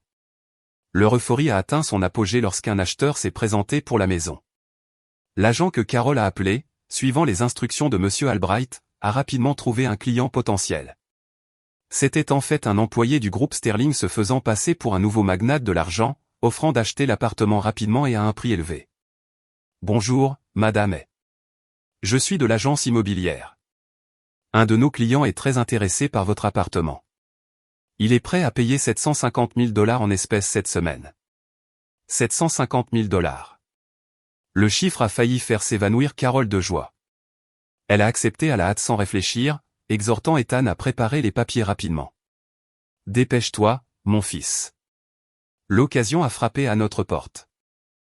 Avec ces 750 000 $, notre famille va complètement changer. » Ethan était également heureux, mais il lui restait encore un peu de bon sens. Il a dit à sa mère, « Maman, calme-toi. L'acte de propriété de la maison est toujours au nom de Sophia. Je dois la convaincre de signer les papiers de transfert d'abord. » « Qui a-t-il à convaincre ?» a répliqué Carole. « Dis-lui que nous devons vendre la maison d'urgence pour payer tes dettes et éviter la prison. Elle aura tellement peur qu'elle le signera en larmes. Fais juste ce que je dis. » Alors qu'il se délectait du rêve de 750 000 $, la première mauvaise nouvelle est arrivée. L'avis de résiliation de contrat du groupe Sterling a été livré à l'entreprise. Ethan a lu l'avis et est resté sans voix. Ces deux contrats représentaient près de 70% du chiffre d'affaires de l'entreprise. Sans eux, son entreprise n'était presque rien. Il a appelé frénétiquement ses contacts au sein du groupe Sterling, mais personne n'a répondu. Il ne comprenait pas pourquoi son ancien partenaire agissait de manière si impitoyable. Il pensait que ce n'était qu'une coïncidence malheureuse. Mais bientôt, 3 lettres de 3 banques différentes sont arrivées en même temps. Notification de dette, avis de transfert de créanciers et une demande de paiement de toutes les dettes dans les 24 heures. Ethan a lu le nom du nouveau créancier, Atlas Financial Investment, UNC, un nom complètement inconnu. Il a cherché à la hâte en ligne, mais il n'y avait pratiquement aucune information sur cette société, seulement qu'il s'agissait d'un fonds d'investissement émerge avec un capital très solide et célèbre pour son style de travail implacable. La vraie panique a commencé. Ethan s'est effondré sur sa chaise. La sueur coulait sur son front comme de la pluie. Il ne comprenait pas ce qui se passait. Pourquoi toutes les mauvaises nouvelles arrivaient en même temps? Il avait l'impression qu'une main invisible l'étranglait. Carole et Chloé, voyant le visage pâle d'Ethan, ont commencé à s'inquiéter. « Qu'est-ce qui ne va pas, mon fils? Qu'est-ce qui se passe ?» Ethan, tremblant, leur a tout raconté. Le rêve de 750 000 $, le rêve de changer leur vie, s'est évanoui en un instant comme de la fumée, ne laissant que la froide réalité de la faillite et des dettes. Que faisons-nous? Que faisons-nous maintenant? Carole errait dans la maison en marmonnant, comment allons-nous payer cet argent? Allons-nous vraiment nous retrouver à la rue? Chloé a commencé à pleurer. Et mon mariage? J'ai dit à tous mes amis que je me mariais dans un hôtel 5 étoiles. Son égoïsme n'a pas changé, même au moment le plus critique. Dans son désespoir, Ethan a soudainement pensé à moi. Oui, seule Sophia Sterling pouvait le sauver. Son grand-père était milliardaire. Un mot d'elle et tout serait résolu. Une fois de plus, il s'est accroché à la bouée de sauvetage qu'il avait jetée, a attrapé son téléphone à la hâte et a composé mon numéro. Il ne savait pas que la personne qui tenait son destin entre ses mains, le mystérieux créancier Atlas, c'était moi. Il se préparait à supplier son ennemi. L'appel d'Ethan est arrivé alors que j'étais assise dans mon bureau en train d'examiner le dernier rapport sur la situation financière de l'entreprise. En voyant son nom sur l'écran, je n'ai pas répondu immédiatement. J'ai laissé le téléphone sonner. J'ai laissé sa nervosité et son désespoir résonner. Finalement, j'ai appuyé sur le bouton de réponse, mais je n'ai rien dit. Sophia. La voix d'Ethan à l'autre bout du fil était tremblante et suppliante, complètement différente de son arrogance habituelle. On peut se voir un instant? J'ai quelque chose à te dire. Quelque chose de très important. Je suis restée silencieuse. Mon silence semblait le terrifier encore plus. Sophia, s'il te plaît, considère juste que c'est la dernière fois. J'ai eu tort. Je t'expliquerai tout. S'il te plaît, donne-moi une chance. J'ai continué à me taire. Je voulais qu'il goûte à l'impuissance, au sentiment de devoir supplier quelqu'un d'autre comme je l'avais fait. Finalement, j'ai ouvert la bouche. Ma voix était froide et inconnue. Je n'ai rien à te dire. Ne dis pas ça, Sophia. A-t-il presque crié. Mon entreprise. Mon entreprise est sur le point de faire faillite. Il me harcèle de dettes. Seulement toi. Seulement toi peux me sauver. Oh, vraiment? Ai-je dit d'un ton sarcastique. Qu'est-ce que la faillite de ton entreprise a à voir avec moi? Nous allons bientôt divorcer. Ça a à voir. Beaucoup à voir, a-t-il dit à la hâte. C'est tout à cause de toi. Si ce n'était pas pour toi, je ne me serais pas retrouvé dans cette situation, Sophia. Aide-moi juste cette fois. Je promets que je te rembourserai pour tout. Je ferai tout ce que tu veux. J'ai ri. Même dans cette situation, il me blâmait encore. Je n'ai besoin de rien et je n'ai pas la capacité de t'aider, ai-je menti sans sourciller. Comme tu peux le voir, j'ai aussi été chassé par toi et ta famille, et je n'ai pas un sou. En ce moment, je vis de la charité de mon grand-père. Mon mensonge était le coup le plus douloureux. Il a anéanti son dernier espoir. Il pensait que j'étais riche et puissante, et maintenant je lui disais que j'étais aussi une parasite. Non, ce n'est pas possible, a-t-il marmonné d'une voix désespérée. Ton grand-père, avec toute sa richesse. Il ne va pas t'aider. Ce sont les affaires de ma famille et ça n'a rien à voir avec toi, ai-je dit fermement. Je n'ai pas le temps de te parler. Sur ce, j'ai raccroché. Je savais que cet appel pousserait le désespoir d'Ethan à la limite. Une bête acculée est capable de la plus grande folie, et j'attendais cela. Le désespoir lui ferait-il révéler des secrets encore plus terribles? Ou se transformerait-il en une haine aveugle envers moi? Le jeu du chat et de la souris était devenu beaucoup plus dangereux. Mon rejet froid a été comme jeter un seau d'eau froide sur la dernière braise d'espoir d'Ethan. Le désespoir s'est instantanément transformé en une rage aveugle. Il ne pouvait plus penser clairement. Au lieu d'essayer de résoudre le problème, il a dirigé sa fureur contre sa propre famille. Je n'avais pas besoin d'avoir quelqu'un pour surveiller pour imaginer la scène qui se déroulerait dans cet appartement. Une dispute monumentale a sûrement éclaté. Ethan blâmerait Carole et Chloé, les accusant que leur cupidité et leur ignorance l'avaient conduit dans une impasse. Et Carole et Chloé, avec leur rêve de richesse brisé, ne resteraient pas les bras croisés. Elles accuseraient Ethan d'être inutile, incompétent, incapable de contrôler sa femme et de subvenir aux besoins de sa famille. Une famille construite sur des mensonges et l'intérêt personnel. Face à la tempête, la première chose qu'ils ont faite a été de s'entre-déchirer. Comme je m'y attendais, quelques heures plus tard, Monsieur Albright a rapporté, Mademoiselle Sterling, les voisins ont signalé une très forte dispute chez monsieur et avec des bruits d'objets qui se brisent. J'ai souri. Parfait. Laissez ce feu brûler plus fort. Pendant que sa famille était embourbée dans des conflits internes, j'ai commencé à déplacer ma prochaine pièce. Cette fois, la cible n'était pas seulement Ethan, mais tout son réseau d'escroquerie. J'ai appelé les 3 femmes que monsieur Albright avait enquêtées. Le jeune mannequin, Lara, la riche femme d'affaires, Madame Beaumont, et l'étudiante universitaire, Emily. Je n'ai pas révélé mon identité. J'ai demandé à monsieur Albright d'organiser des rencontres individuelles, en me faisant passer pour une journaliste enquêtant sur les escroqueries amoureuses dans la haute société. Toutes les 3, après quelques hésitations, ont accepté de se rencontrer. Peut-être que, au fond d'elles, elles nourrissaient aussi des soupçons sur l'homme parfait qu'était Ethan. La première rencontre a eu lieu avec Lara. Nous nous sommes rencontrés dans un café haut de gamme. Lara semblait éblouissante, mais ses yeux trahissaient la fatigue. Quand j'ai mentionné Ethan, elle a d'abord été très prudente, insistant sur le fait qu'il était un homme merveilleux et un entrepreneur à succès. Je n'étais pas pressé. J'ai simplement posé un dossier sur la table. Mademoiselle Lara, ce sont les informations que nous avons recueillies. Je pense que vous devriez y jeter un coup d'œil. Lara, par curiosité, a ouvert le dossier. À l'intérieur se trouvaient des preuves de la façon dont Ethan avait utilisé sa renommée pour obtenir des contrats publicitaires, puis avait empoché une part importante de la commission. Il y avait aussi un enregistrement audio d'Ethan disant à un ami que Lara était une écervelée facile à manipuler. En lisant, le visage de Lara est devenu de plus en plus pâle. Quand elle a terminé, elle a serré le dossier dans ses mains et une flamme de fureur a brûlé dans ses yeux. Ce fils de pute, alors il ne faisait que m'utiliser. La rencontre avec Madame Beaumont, la femme d'affaires, s'est déroulée de la même manière.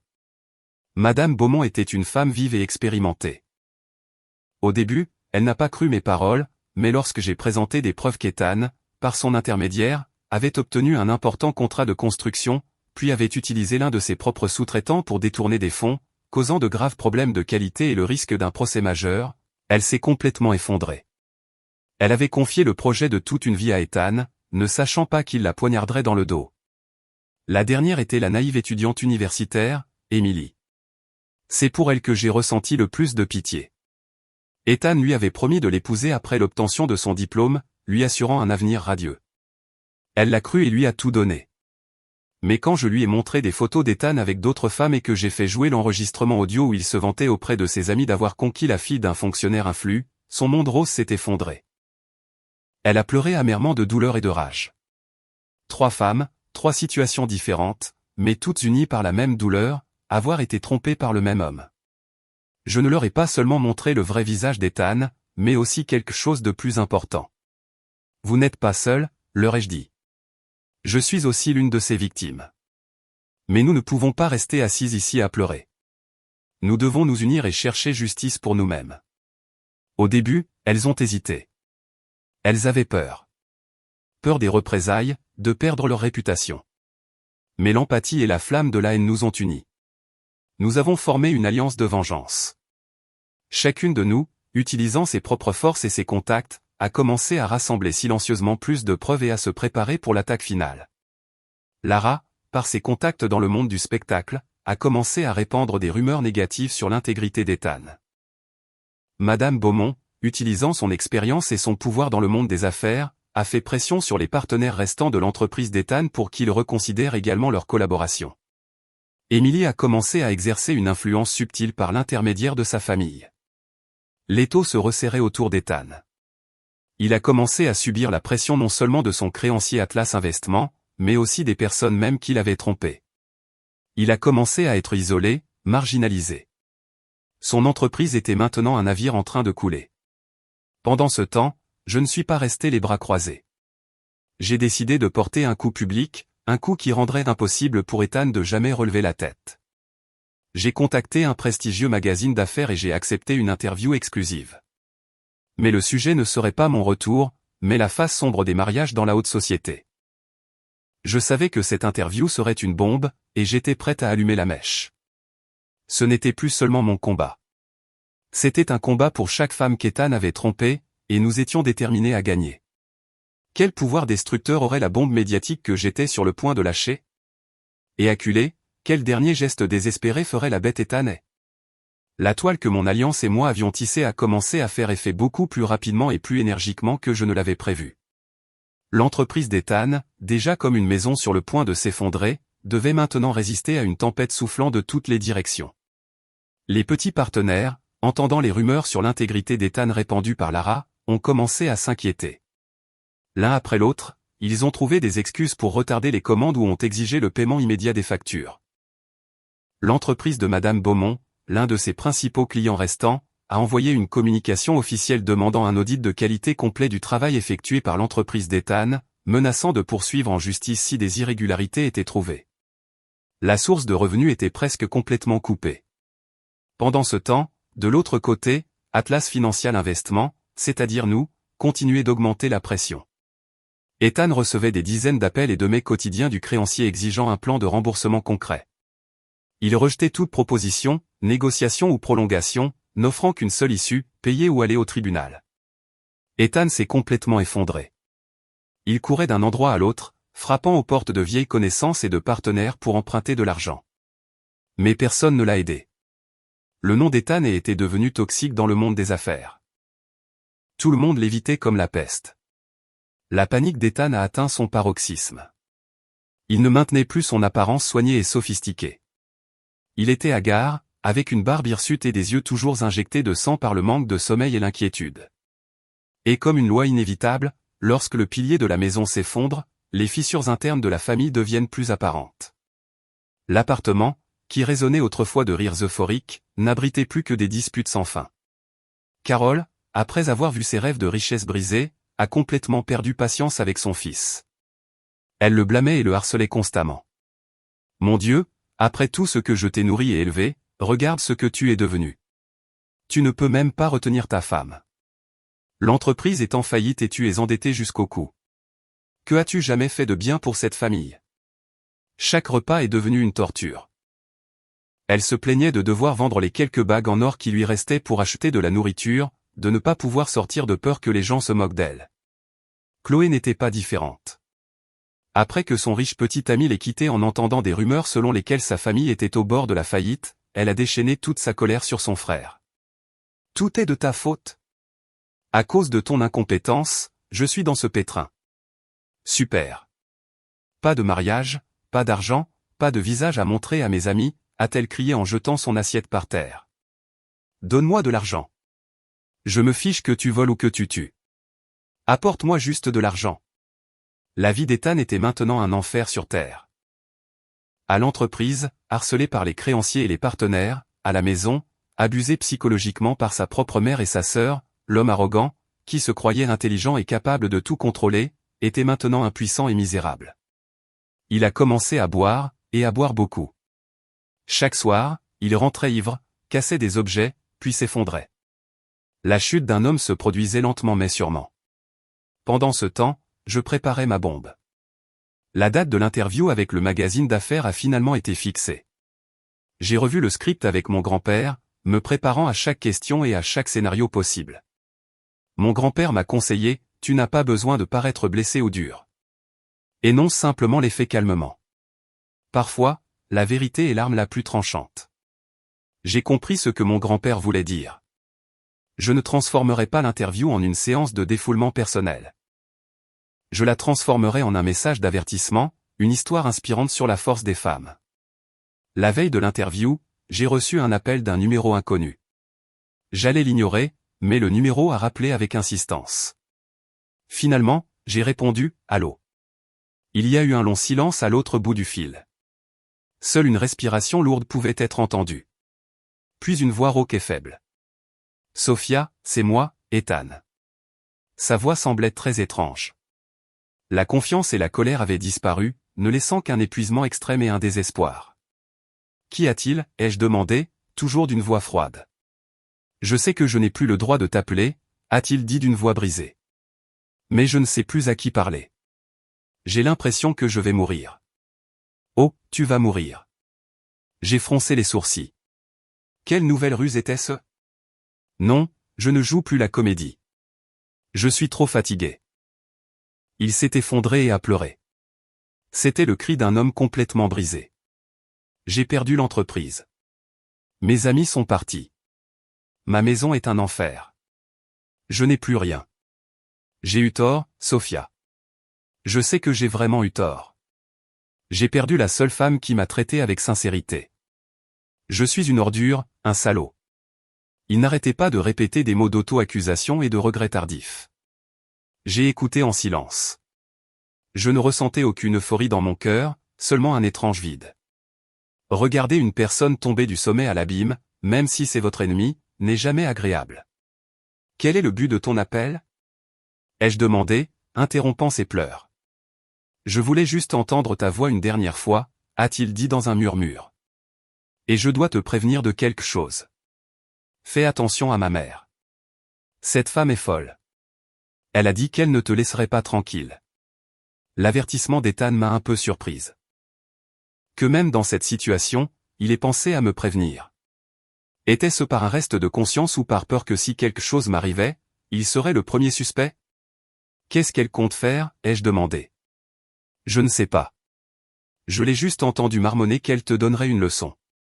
Que si elle ne pouvait pas la voir, elle le détruirait. Sophia, tu dois être très prudente. Sur ce, il a raccroché. L'appel brutalement terminé m'a laissé avec un mélange d'émotions complexes et un vague malaise. Une femme cupide et ignorante comme Carole. De quelle folie serait-elle capable une fois acculée? L'avertissement d'Ethan, quel que soit son motif, était un rappel que ce combat n'était pas encore terminé. Parfois, la bête blessée est la plus dangereuse. L'avertissement d'Ethan, bien que vague, a suffi pour que mon grand-père et moi redoublions de vigilance. Un joueur qui a perdu tout son argent devient imprudent, a dit mon grand-père avec un regard perçant. Carole n'a plus rien à perdre. Nous ne devons pas sous-estimer sa folie. Mon grand-père a immédiatement augmenté le personnel de sécurité au domaine et a ordonné à Monsieur Albright de surveiller chaque mouvement de Carole 24 heures sur 24, 7 jours sur 7. J'ai également pris des précautions supplémentaires lorsque je sortais. La bataille touchait à sa fin et nous ne pouvions nous permettre aucune erreur. Le jour de l'interview, je suis arrivé au studio avec un état d'esprit complètement différent. Je n'étais plus une victime cherchant la sympathie. J'étais une guerrière, une conteuse, et mon histoire serait mon arme. L'interview s'est déroulée exactement comme je l'avais préparée. Calmement et de manière cohérente, j'ai révélé toute la vérité. De la fausse faillite de mon mari, du complot de sa famille à la vérité sur les escroqueries organisées d'Ethan. Je n'ai pas utilisé de mots durs. J'ai simplement présenté les preuves, les enregistrements audio et les relevés bancaires. Je n'ai pas non plus oublié de mentionner l'alliance des femmes qui s'étaient levées avec moi. À la fin de l'interview, j'ai officiellement annoncé la création de la Fondation Sophia Sterling, une fondation spécialisée dans le soutien juridique et psychologique aux femmes victimes d'escroqueries au mariage et de violences domestiques. Je veux transformer ma douleur en action, ai-je dit en regardant directement la caméra, pour qu'aucune autre femme n'ait à vivre ce que j'ai vécu. Mon interview a eu un impact énorme. Non seulement elle a complètement changé l'opinion publique, mais elle a également généré une forte vague de soutien communautaire. Sophia Sterling et la fondation Sophia Sterling sont devenus des symboles de force et des droits des femmes. Pendant ce temps, la famille d'Ethan a dû subir toute la force de la tempête. La porte de leur appartement était assiégée par des journalistes, et leur téléphone sonnait sans cesse avec des appels insultants et réprobateurs. Ils ne pouvaient pas faire un pas dehors. La perte de réputation était plus terrible que la ruine financière, mais le mépris et la colère du public semblaient être le catalyseur final qui a poussé Carole à son acte le plus dément. Cette nuit-là, Monsieur Albright m'a appelé d'une voix très urgente. Mademoiselle Sterling, quelque chose de grave s'est produit. Carole a disparu de la maison. Nos hommes l'ont vue prendre un taxi vers la périphérie et elle portait un bidon d'essence. Mon cœur s'est arrêté. La périphérie. Il y avait un vieil entrepôt du groupe là-bas, un endroit isolé et rarement fréquenté. Que comptait-elle faire? La suivez-vous? Oui, mais elle est très alerte et change de voiture sans cesse. Nous la suivons du mieux que nous pouvons. Mais mademoiselle Sterling, ce qui m'inquiète, c'est que sa cible, c'est vous. Je me suis figé. C'est alors que j'ai reçu un message texte sur mon téléphone d'un numéro inconnu. Sophia, si tu veux sauver ton grand-père, viens seul à l'entrepôt en périphérie. N'appelle pas la police ou tu le regretteras. Le message était accompagné d'une photo. Sur la photo, mon grand-père était assis sur une chaise, les mains et les pieds liés et la bouche couverte de rubans adhésifs. Son visage semblait fatigué, mais son regard était toujours ferme. J'ai failli m'évanouir. Elle l'avait enlevé. Cette femme méchante avait osé toucher la personne que j'aimais le plus. Mademoiselle Sterling, ça va? J'ai entendu la voix inquiète de Monsieur Albright à l'autre bout du fil. M. Albright, mon grand-père. Carole a enlevé mon grand-père. Elle veut que j'aille seul à l'entrepôt. J'ai à peine réussi à rester calme en expliquant la situation. Vous ne pouvez pas. A crié Monsieur Albright. Vous ne pouvez pas y aller seul. C'est un piège. Mais je ne peux pas mettre mon grand-père en danger.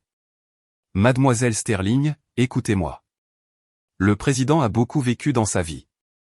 Il sait comment se protéger. C'est maintenant que vous devez vraiment rester calme.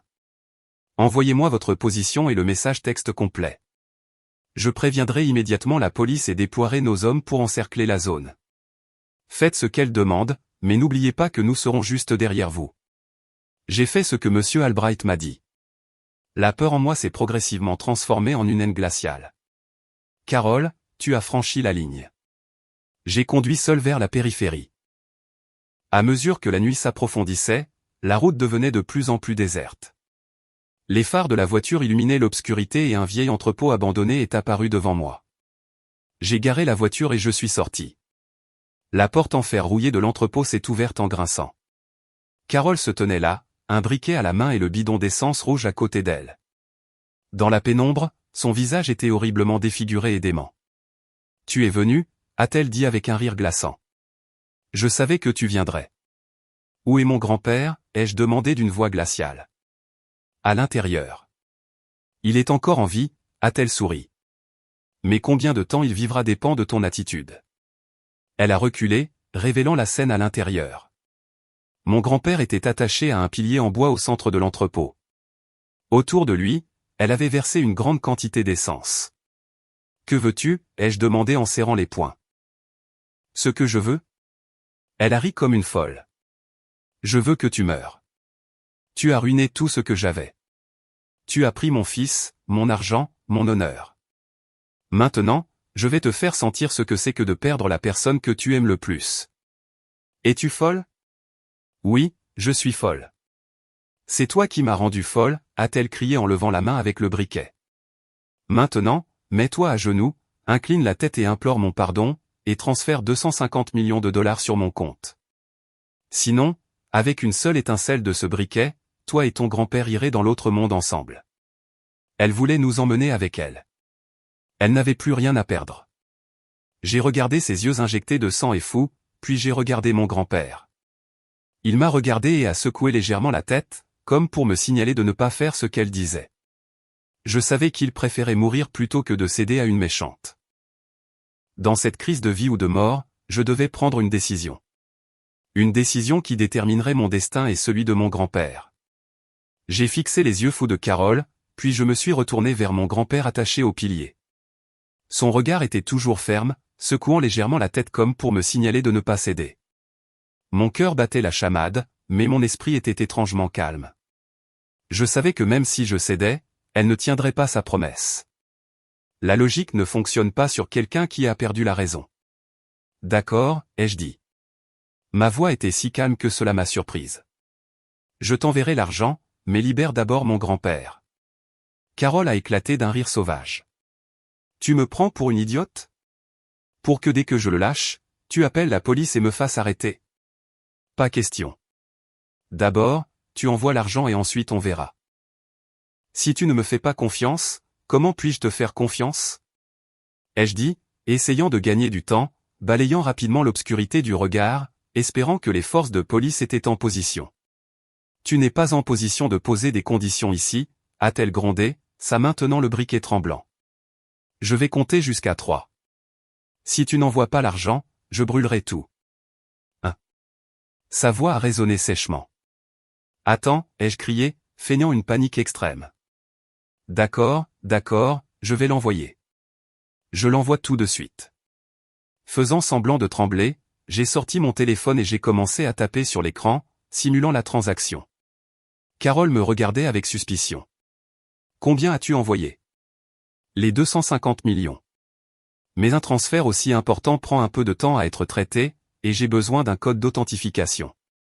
Donne-moi quelques minutes. J'ai essayé de donner une raison plausible. 2. Elle n'avait aucune patience. La flamme du briquet a vacillé, illuminant son visage dément. C'est alors qu'une ombre noire a émergé de derrière elle. Bruit sourd. Un impact fort. Monsieur Albright, qui s'était approché furtivement à un moment donné, a frappé durement la nuque de Carole avec un gros gourdin en bois. Elle est tombée inconsciente sans même un cri. Le briquet a volé de sa main et presque simultanément, des dizaines de personnes ont fait irruption de l'obscurité. Des forces spéciales de la police armée ont encerclé tout l'entrepôt. Mademoiselle Sterling, ça va? Monsieur Albright s'est précipité vers moi. Je vais bien, grand-père. J'ai couru vers mon grand-père. Les policiers ont rapidement dénoué ses cordes. Je vais bien. Je l'ai serré fort dans mes bras, en sanglotant. Mon grand-père m'a tapoté le dos et a dit, sa voix encore faible mais pleine de soulagement, je vais bien. Ma petite fille a été très courageuse. Tout s'est terminé en un instant. Carole, toujours inconsciente, a été menottée et emmenée. Son dernier complot, le plus dément, avait complètement échoué.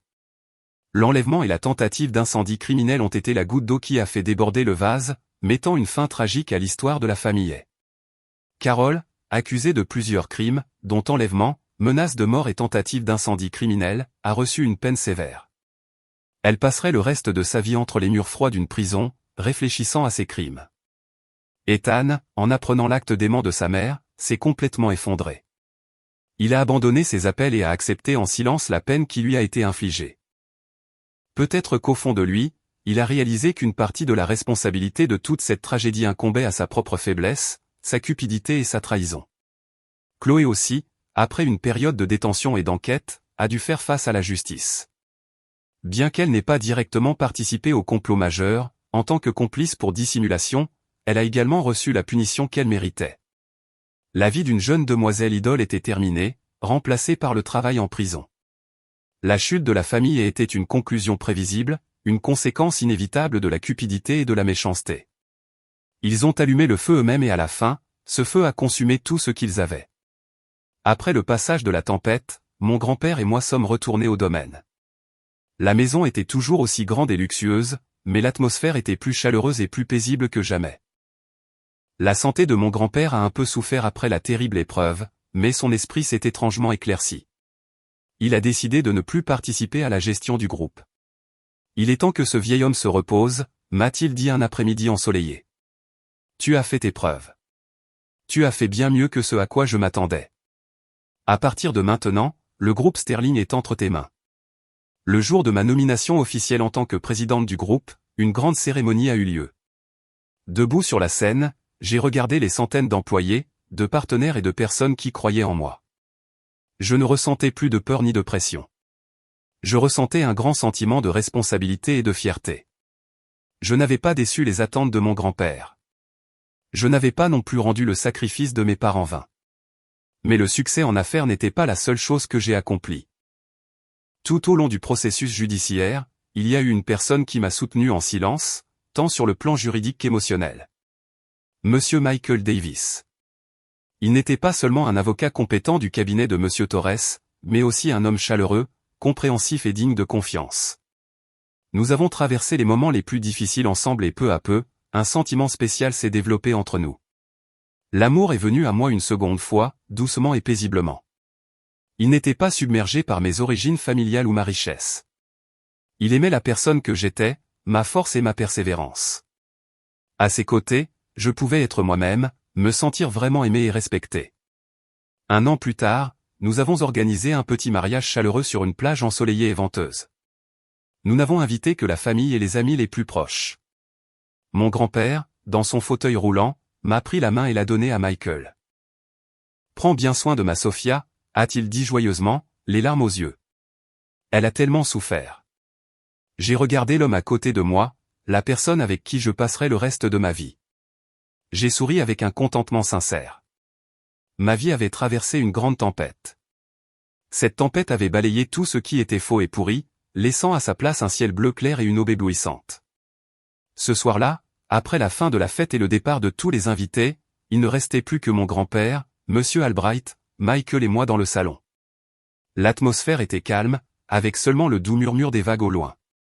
Mon grand-père avait l'air fatigué, mais très heureux.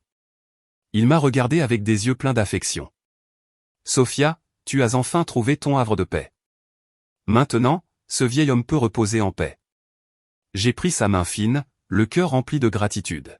« Si ce n'était pas pour vous et M. Albright, je ne sais pas ce que serait devenue ma vie. Je vous dois la vie à tous les deux. » Mon grand-père a souri doucement et a fait un geste de la main.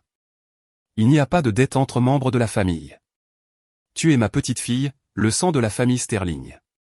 Te protéger est ma responsabilité. » Monsieur Albright, qui se tenait à côté, a également souri.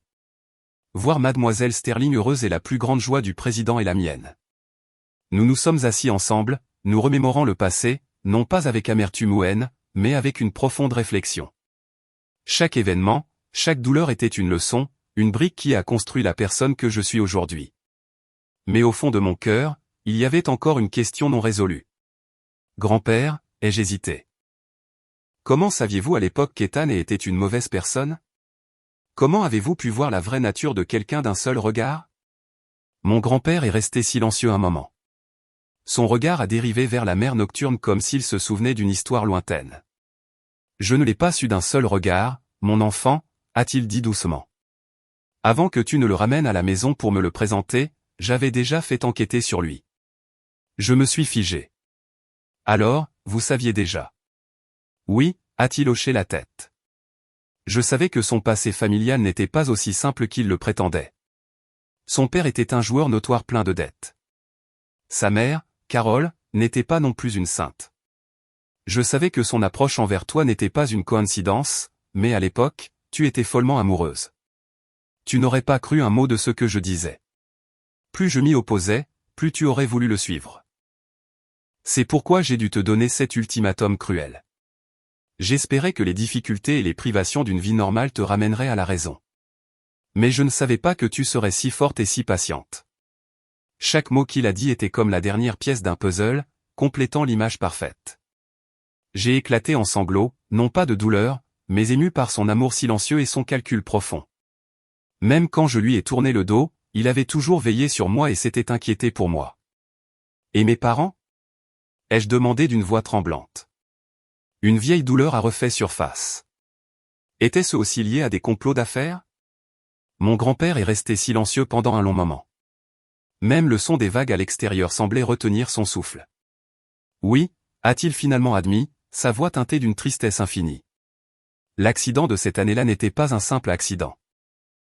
C'était un meurtre planifié par les rivaux de notre groupe. Tes parents ont payé le prix de mon succès.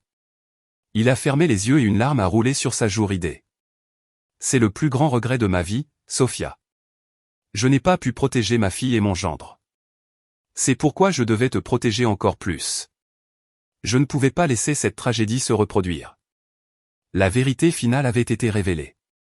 Une vérité terrible, mais qui expliquait tout. J'ai compris le fardeau que mon grand-père avait porté pendant tant d'années. Pourquoi il était si strict, pourquoi il essayait toujours de me protéger. Je l'ai serré fort dans mes bras. Grand-père, tout ça, c'est du passé. Mes parents au ciel ne vous en veulent sûrement pas. Maintenant, vous m'avez, moi, Michael et Monsieur Albright. Nous nous sommes étreints ainsi, grand-père et petite-fille, deux générations partageant la douleur et les secrets enfouis depuis des décennies. Cette nuit-là, j'ai compris que la famille n'est pas seulement l'endroit où nous naissons, mais l'endroit où nous retournons après la tempête, un sanctuaire, toujours prêt à nous protéger et à nous accueillir inconditionnellement. Après le mariage, ma vie est entrée dans un nouveau chapitre, un chapitre de paix et de bonheur véritable. Michael était un mari merveilleux. Il ne m'aimait pas seulement, mais il respectait aussi beaucoup mon grand-père. Il partageait tout avec moi, des affaires du groupe aux petites choses de la maison. À ses côtés, j'ai retrouvé le sentiment d'être une femme normale, aimée et protégée. La fondation Sophia Sterling, sous ma direction, est devenue de plus en plus forte, et nous avons aidé d'innombrables femmes, non seulement avec un soutien matériel, mais aussi en restaurant leur foi en la vie. Chacune de leurs histoires, chacun de leurs sourires était une grande motivation pour moi. Un jour, j'ai reçu une lettre anonyme.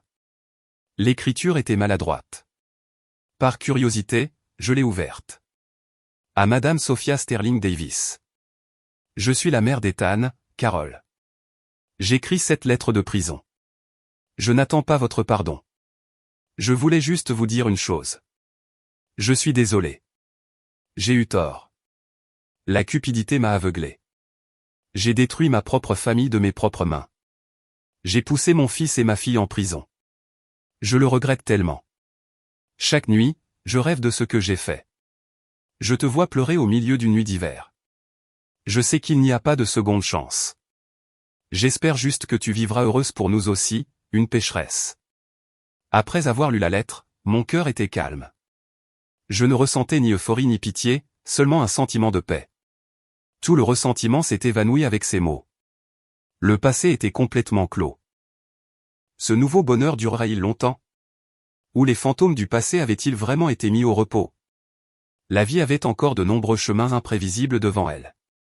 Des années plus tard, lorsque les vagues turbulentes du passé se sont complètement retirées, ma vie s'écoulait dans le calme auquel j'avais tant aspiré. Michael et moi avons eu une belle fille. Nous l'avons nommée Elma, en espérant que sa vie serait toujours sereine et libre. Elle était l'incarnation de notre amour, notre joie, un rayon de soleil qui réchauffait tout le domaine. Mon grand-père, bien qu'âgé, semblait avoir rajeuni depuis la naissance de son arrière-petite-fille. Son plus grand plaisir était de s'asseoir dans son fauteuil roulant tous les jours et de regarder Alma babiller et faire ses premiers pas dans le jardin. Un sourire de contentement ne quittait jamais son visage. Le groupe Sterling, sous ma direction et avec le soutien de Michael, est devenu encore plus solide. Nous nous sommes concentrés non seulement sur les profits, mais aussi sur les valeurs durables et les activités communautaires. La fondation Sophia Sterling est également devenue une institution de confiance, un refuge commun pour des milliers de femmes à travers le pays. Parfois, j'entendais des nouvelles de personnes du passé. On disait qu'Ethan, après avoir purgé sa peine, vivait seul, sans attache, faisant des petits boulots pour survivre. Son ancienne apparence sophistiquée et élégante avait disparu, et il avait beaucoup vieilli. Chloé, après être sortie de prison, n'a pas non plus trouvé d'emploi stable. La vie dure l'avait dépouillée de ses habitudes luxueuses et l'avait transformée en une personne plus calme et plus réservée. Je ne m'intéressais plus à eux. Leur vie, les chemins qu'ils ont choisis étaient leur propre responsabilité. L'ancienne haine avait complètement disparu. Il ne restait que l'indifférence que l'on ressent pour un étranger. Un après-midi de week-end, notre famille était réunie dans le jardin. Michael apprenait patiemment à Elma à faire du vélo pendant que mon grand-père applaudissait et encourageait depuis le côté. Moi, assise sur une balançoire, je lisais un livre et les regardais avec un sourire. La scène était vraiment paisible et heureuse. Soudain, Monsieur Albright s'est approché avec une expression un peu sérieuse. « Madame, quelqu'un veut vous voir. »« Qui, Monsieur Albright ?» ai-je demandé. « Monsieur Ethan est. » Je me suis figé. Ethan, après tant d'années, pourquoi était-il là pour me voir? Dites-lui que je ne suis pas là, ai-je répondu froidement. Je ne voulais pas que quoi que ce soit du passé perturbe ma vie actuelle. Mais il dit que c'est une affaire très importante liée au dernier testament de Madame Carol. Monsieur Albright a hésité. Carol était décédée en prison d'une maladie quelques années auparavant. Son dernier testament. La curiosité m'a piqué, mais j'étais aussi rempli de suspicion. Où est-il? Il attend devant le portail principal. J'ai réfléchi un instant. D'accord, amenez-le au petit salon. Ne laissez pas mon grand-père et les autres savoir. Je ne veux pas briser la paix familiale. Je suis entré dans le petit salon. Ethan était assis sur un canapé. Il était beaucoup plus mince et plus bronzé, avec des cheveux gris parsemant sa tête. Il avait l'air beaucoup plus vieux et plus usé que son âge ne le suggérait. En me voyant entrer, il s'est levé maladroitement et a gardé la tête basse, n'osant pas me regarder directement dans les yeux. Bonjour. Sa voix était rauque et basse. Qu'est-ce que tu fais ici? Ai-je demandé en maintenant une distance de sécurité. Je suis venu tenir une dernière promesse que j'ai faite à ma mère. Il a sorti une boîte en bois délavée d'un vieux sac en tissu avec des mains tremblantes et l'a posée sur la table. Avant de mourir, ma mère m'a demandé de te rendre ceci. Elle a dit qu'elle t'avait fait du tort, à toi et à tes parents. Elle a dit que c'était le seul souvenir qu'elle avait de leur amitié. Par curiosité, j'ai ouvert la boîte. À l'intérieur se trouvait un vieil album photo et quelques lettres jaunies. J'ai tourné la première page de l'album. Il y avait des photos de ma mère et de Carole quand elles étaient jeunes. Elles s'enlaçaient et souriaient brillamment. J'étais stupéfaite. Comment est-ce possible? Ma mère et ta mère, elles étaient autrefois les meilleures amies du monde, a dit Ethan amèrement. Ce fait a été comme un coup de foudre pour moi. J'ai parcouru les lettres. C'étaient des lettres que ma mère avait écrites à Carole, parlant de la vie, de l'amour, des rêves. Dans une lettre, ma mère écrivait « Suzanne, je pense que je devrais bientôt partir dans un endroit lointain. Je te confie ma Sophia. Traite-la comme si elle était ta propre fille. Si plus tard, Sophia et Ethan ont un destin commun, ce sera mon plus grand bonheur. » Alors c'était ça. Non seulement elles étaient amies, mais ma mère m'avait confié à Carole. Mais pourquoi? Pourquoi m'avait-elle traité comme ça? À cause de la cupidité et de la jalousie, a répondu Ethan comme s'il lisait dans mes pensées. Ma mère a toujours envié la richesse et le bonheur de ta mère.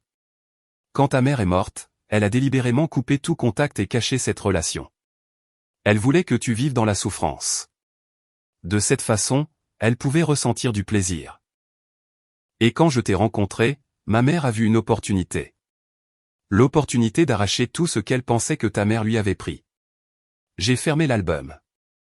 Mon esprit était un tourbillon d'émotions. La tragédie de ma vie provenait finalement du ressentiment d'une génération précédente. Comme c'est absurde et tragique. Pourquoi me dis-tu ça? J'ai regardé Ethan droit dans les yeux. Pour demander pardon? Ethan a secoué la tête et un sourire amer est apparu sur ses lèvres. Non, je n'ose pas demander ton pardon. Je voulais juste que tu saches toute la vérité. J'ai vécu dans les mensonges et la culpabilité pendant trop longtemps maintenant. Je veux juste vivre en paix. En te rendant ces souvenirs, je considère ma dernière dette payée. Il s'est de nouveau incliné devant moi, s'est retourné en silence et est parti. J'ai regardé son dos solitaire, et dans mon cœur, il n'y avait plus de haine, mais une vague compassion. Chacun doit payer pour ses erreurs. C'est juste que le prix qu'ils ont payé était trop élevé. J'ai pris l'album dans mes mains et j'ai regardé à nouveau ma mère et Carole, souriant radieusement sur la photo. Peut-être que dans un autre monde, elles auraient pu résoudre tous leurs ressentiments et redevenir amies. La rencontre inattendue avec Ethan et la vérité sur la relation de ma mère et de Carole ont clos le dernier chapitre du passé. C'était comme si la dernière pièce du puzzle était tombée en place, complétant l'image complète de ma vie avec ses côtés lumineux et ses coins sombres et tragiques. Je ne ressentais plus de ressentiment ni ne me blâmais. J'ai appris à accepter et à pardonner, non pas pour eux, mais pour que je puisse avancer légèrement. Ma vie a repris son cours paisible, le travail au groupe, les projets pour la fondation Sophia Sterling, et surtout, ma petite famille. Chaque jour était comme un cadeau. Je chérissais chaque moment avec Michael, regardant ma fille Alma grandir et voyant mon grand-père sourire. C'était la richesse la plus précieuse, quelque chose qu'aucun argent ne pouvait acheter.